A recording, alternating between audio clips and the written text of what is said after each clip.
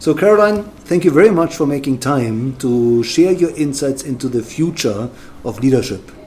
But before we go into the future, can you tell us a little bit more about your own background? Where did you grow up? Okay, so very interesting, Dr. Nick. I grew up in a small town called Rusape on the eastern side of Zimbabwe. Right. I did all my schooling there up to high school before coming to South Africa.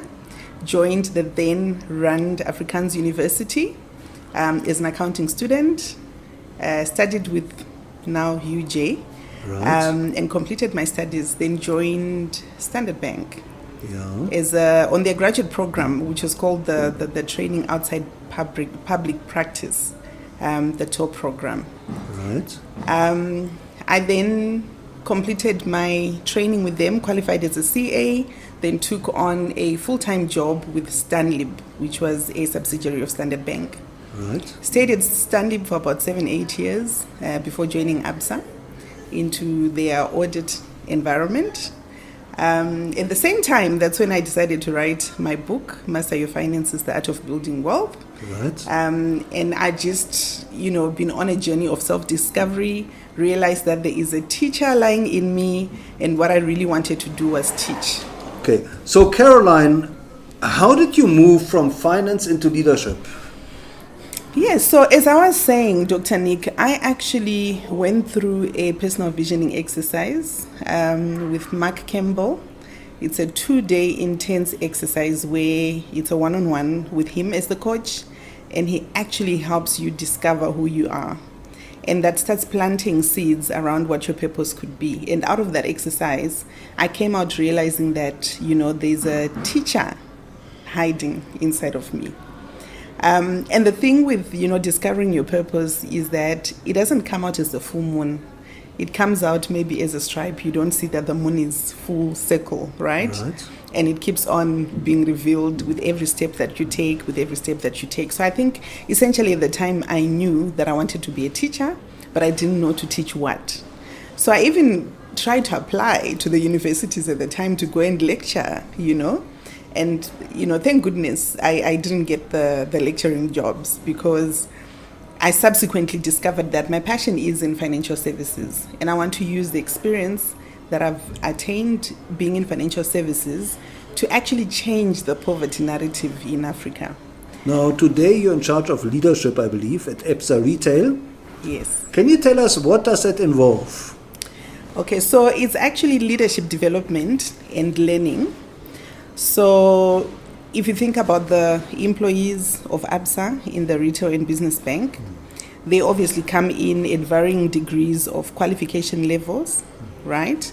And what we do is come up with strategies to then develop the capabilities that align the individuals with where the organization is trying to go. Right. So we build, capabilities in all different spheres. It could be leadership development. It could be more on the technical side.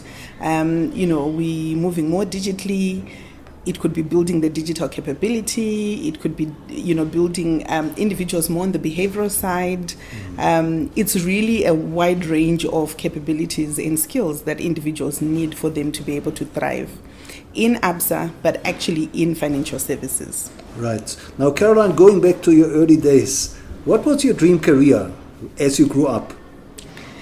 So my dream career has actually evolved over time.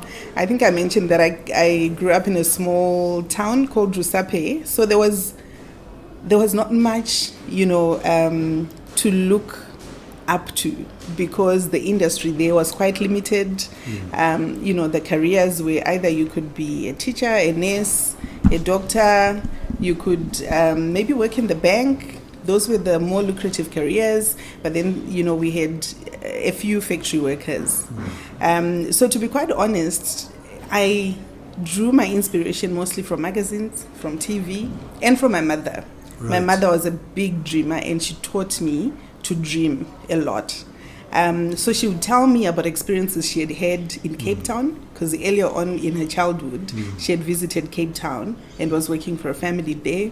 And she used to tell me how beautiful Cape Town was. And she used to tell me about the beach. You know, Zimbabwe is a landlocked country.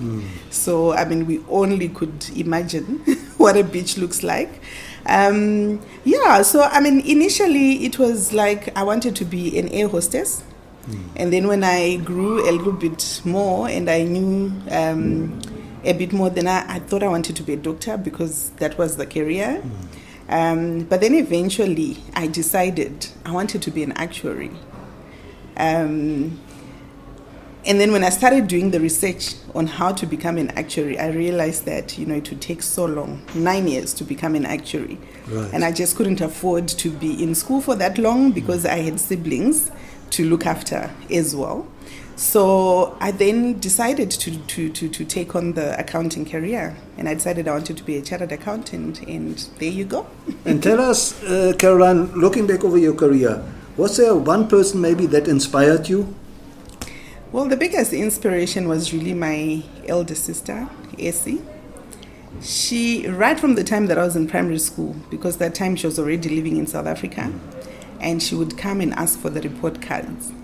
And if something or any of the marks were not good enough, and I'll try to justify by saying, no, but I was the best in class, she would be like, I really don't care whether you're best in class. You need to get 70s and 80s. That was her, you know, that was her inspiration. She says, you know what, you don't know what other people are trying to achieve. So you cannot measure yourself based on what other people are doing. Right. You need to aim high and aim for the stars, and what you want to achieve, only you want to achieve it. So it really doesn't matter if everyone in class fails, but you need to pass.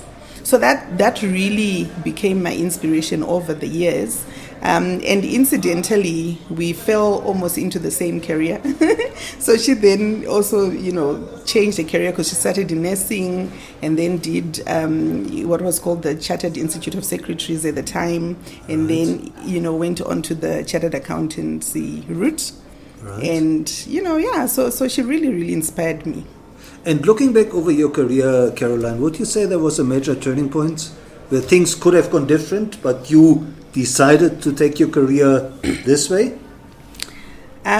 So in my book, I talk about finding your purpose. And in fact, I got this piece of insight from one of the people I interviewed when I was writing the book. And really what he was talking about is that you find your purpose in two ways, either by truth or by trouble. And mine was a little bit of both, right? I mentioned, you know, where I'd been in my career. So at some stage, I really became quite comfortable in a career. I was getting noticed, getting promoted. And this time around, I'd really, really worked hard. And one of my bosses had resigned. And in fact, before he left, he had said, look, I really believe you've got everything it takes to take on, you know, to take over from me. And so I worked extremely hard to get that post. And I double-headed in my role, which was a reporting role into his role for about a year. And then at the end of that year, the company decided to appoint someone else that I was going to have to train into that job. So that's the trouble part, because I'd really grown to love the organization. I was very comfortable. I was so confident that, you know, that my efforts were being recognized, and, you know, I put in the work. And in fact, almost everyone in the organization, it was a little bit of a smallish organization, almost everyone thought that, you know, they thought that was my job. Sure. But it didn't turn out that way. And I was so heartbroken. You know, that was like my biggest disappointment in my career. But the truth part of this incident is that the day that I received the news around the company appointing somebody else in that position, that is the same day that I met Mark Campbell to do my personal visioning exercise, which the organization had also sponsored. So I'm really, really grateful, you know, for the blessing of having gone through that. Even the fact that I didn't get the promotion, in hindsight, I'm so thankful for it, because if I'd gotten the promotion, I probably would be there. perhaps I may not even have written my book. Perhaps I may not even have, taken the route into the leadership space, which is something I'm quite passionate about. Now, Caroline, can you tell us a little bit more about your book, Master Your Finances and the Art of Building Wealth? Yes. So, Master Your Finances, the Art of Building Wealth, really emanated from, firstly, a personal need for me to understand my own finances. But at the same time, working in financial services, what I realized over the years is that a number of people would come to me and ask some really, really basic questions, right? Questions around, can I afford to buy a home? But you're paying for you're paying rent for a property, maybe 8,000, 10,000 rands. And I realized that, individuals really lack the information around managing their own, personal finances. Right. I had gone through a journey myself where I eventually realized that, despite the fact that I'm being noticed, I really have a thriving career, I'm getting promoted, I'm earning more money, somehow the debt was mounting up. I just was not, making any progress with my money. Right. So it's almost like a dual thing where really the need came from my own need to master my own money, but also realizing that, I had actually been helping a number of people over the years because I work in financial services that would come to me and ask, for ideas around, how to go about some really, really basic things. And so, yes, I decided to write the book. And tell us, Caroline, what is driving you today? So what's driving me today is I realized that the teacher in me is quite fierce. I love to teach. I love to impart knowledge. I really enjoy seeing people grow and thrive. You meet someone today and they're a little bit shy, they're not sure of what they want to do. You just spend one small conversation with them that gets them on the journey of development, right? And you look at them 2 years later, they're a lot more confident, they're more purposeful, they're driven, and it's not the empty drive of people just wanting to climb the ladder because of the personal achievement, trying to be better than the other person, etc. No. But where individuals really get to understand meaning and purpose in their own, or what they're trying to achieve, right, with their careers, and helping them on that journey, and seeing them making remarkable changes in their own personal lives and actually impacting their teams, impacting their, the parts of the businesses that they work in. That really drives me. And also an underlying, is it an anger? But I just have this thing that bugs me, right, around the African continent. And it's the fact that Africa is associated with poverty and all these troubles. And I want to do my bit in changing the narrative around the poverty situation in Africa. And so that's why I write the books. That's why I do the talks that I do. That's why I've taken the job that I've taken in the work environment, because I fundamentally believe that there's a leader in each and every person. And if any individual actually just comes across someone who believes in them enough to actually help them discover the gold in them, then magic happens. So, Caroline, let's talk about leadership. What does the future of leadership mean to you?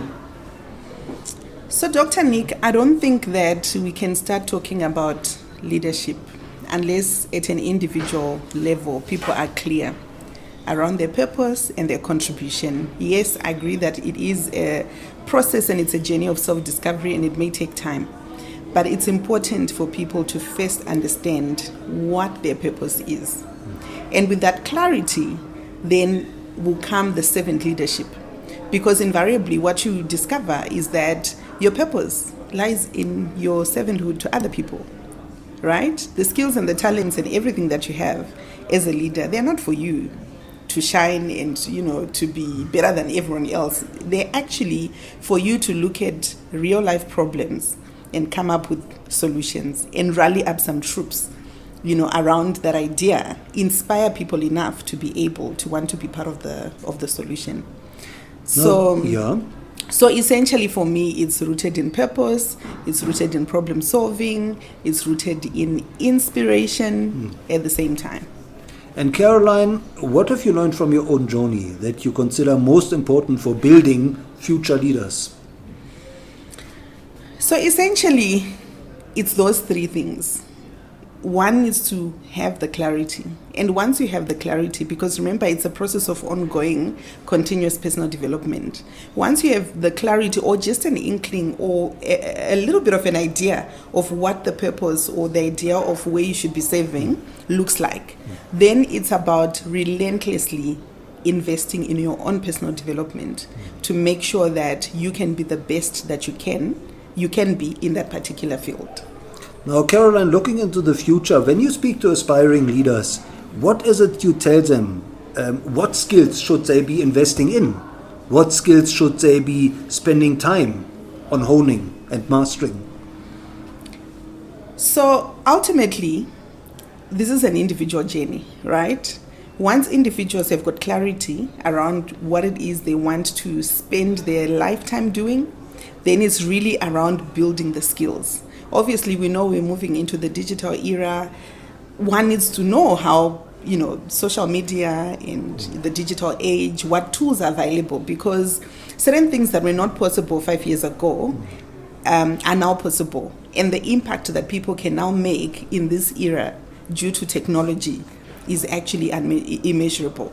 So I think that, people, you don't really need to be an expert in it, but you need to have enough information around it to know and to understand what's possible. And you need to be able to partner with the experts in those fields so that you can make your impact more meaningful. Now, Caroline, since you mentioned social media, what is it you tell future leaders? How should they handle social media and how should they navigate social media in such a way to build their own personal brand? So, I don't claim to be an expert in social media, but I can talk to what social media has done for me personally. So, number one, social media really elevates who you are. So, essential to understand who you are and to work on the brand. What is the value that you offer? What are those problems that bug you in the world? Where do you want to problem solve? Where do you want to position yourself as a leader? And once you've got clarity around that, then social media just helps you to accelerate the growth and the development around that. But important also is to manage that image, right? Be authentic, but manage the image that comes through from social media. I think making real connections with real people. I've seen, and heard of a few sort of opportunities, people finding jobs through social media, people building their businesses around social media. But also coming from a financial services background, I know that, there's also what we call cyber risk, right? So whilst there are very good people doing great things on social media, people really need to be careful around what they do and what information they share in order to protect themselves on the social media. You hear of instances where, these hackers can actually clone your social media accounts and start, approaching people for money, etc., So those are some of the things to be aware of. And even for people on the receiving end to question everything, right? You need to question everything. If suddenly Dr. Nick is asking for a donation of something, you almost need to invest in understanding, whether this is true or how authentic it is. Right. So I think those are my very amateurish pointers around social media. Now, Caroline, as a mentor to future leaders, can you maybe share a success story or two where you mentored somebody and that person took your advice to heart? So plenty of stories, but I want to share two stories, if it's okay. One was in the area of their careers, right? So I think that when people choose sort of degrees and qualifications to focus on, somehow there's this mentality or this invisible cage that goes around people to say, if I studied accounting, then I must be in a finance job or in a traditionally accounting role, right? And I think for me, my mentorship approach has really been to say to individuals, yes, you studied that, and I truly believe that whatever you study really helps you and opens up and makes you better, right? But I believe that people should be focused on understanding what the purpose and the impact that they want to make, and the meaning that they derive, and they shouldn't be boxed by a qualification or a career that they started, right? You should be flexible enough to almost follow your heart in a sense. So there's one mentee that I mentored, also an accountant, chartered accountant like me, was working in an operational finance environment, and she wanted to be more in the people space, right? And we started talking about that, and she's got a love for people and development, and she really wants to uplift communities, etc. Long story short, she did manage to move from that finance type role into an organizational development type role, and then just recently she's transitioned into working for an organization that I think it's a humanitarian organization, but they fund all these social causes. Right. Yes, as a project manager, finance in the finance department, but working for an organization that's now aligned to the impact she wants to make and the changes she wants to see. So that's one story. The other story is actually a colleague of mine. We went to university together, but with these things I share around mastering your finances. She managed to pay off her 4.2 million home loan over 4 years. Wow. Yes. So for me, those are real success stories that remind me that, whatever I'm doing to develop myself so that I can also mentor and coach other people is kind of making an impact. Absolutely. And Caroline, who are the role models of leadership that you would recommend future leaders should study and learn from? So my approach is very different. I've really struggled in this area of role modeling, right, growing up. But the way I approach the idea of role modeling is that one needs to understand firstly, what is the impact or the progress I want to make? Who am I as a leader? What are the aspects of that leadership, right? So let's say you want to be, a leader in financial services, and at the same time you want to be a leader who understands faith and also in tune with your faith, a leader who's participating in communities, relationships, etc. Sometimes it's actually difficult to find one individual who encompasses all those elements, right? And so my approach is to identify people. Often you'll find maybe one individual with two aspects. Then I'll study them on those two aspects, right? I find another leader maybe who's doing greatly in another aspect, then I study them in that aspect. Because if you look at the world leaders, look at, from Oprah Winfrey to Obama to, all these, every person has got their own fiber. So, and I truly believe that people need to be authentically themselves. And so that clarity of understanding who they are, and then identifying with those role models that have aspects of what they're trying to achieve. That's what I find helps me. Right. Now, Caroline, how can our listeners connect with you, and where should they follow your own leadership? Okay, so on LinkedIn, I don't post a lot, but I need to change that. I am on LinkedIn. So that essentially from a, learning and leadership development perspective, I try to share some articles that I find interesting. I think I need to start writing some stuff also there. But with my personal finance side of things, I do have a website. It's called www.masteryourfinances.net. Right. And therein you find the articles, you find some of the materials, books, courses, etc. And what we're doing with our leadership club in Master Your Finances, which is actually called Convo Club. Right. Our meetings and the ideas we're sharing and the progress we're making, you find it all there. So masteryourfinances.net. Yes. And your book, where can our listeners get hold of your book? Master Your Finances, The Art of Building Wealth, is available in bookstores, right. Exclusive books. I think the airport stores, CNA stores, you also find it there. It is available online. in digital format, so people can just Google. Yeah. And last but not least, Caroline, what is your one piece of advice to future leaders that they should really implement in their own leadership? One piece of advice, 3 parts. Okay, so know yourself, know your purpose, right?